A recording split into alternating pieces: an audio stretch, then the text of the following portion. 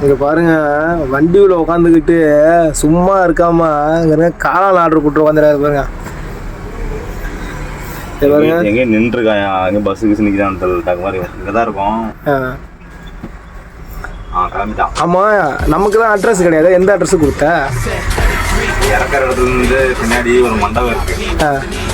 மண்டபத்துக்கு வேறு கொடுத்துருக்கேன். Naidu function hall.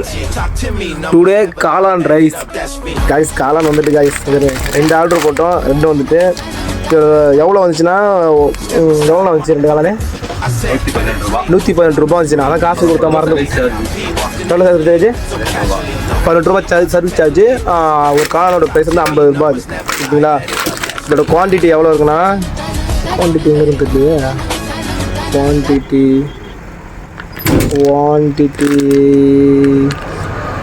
தெரில காய்ஸ், அதெல்லாம் போடல. நெட் வெயிட் வந்து 1 பேக்குன்னு தான் போட்டிருக்கு. பேக்கெட் டேட்டு என்னென்னமோ போட்டிருக்கு. அதாவது போட்டிருக்கு காய்ஸ். அவ்வளோதான், வாங்கிட்டோம், சமைச்சு சாப்பிட வேண்டியதான். அவ்வளோதான்.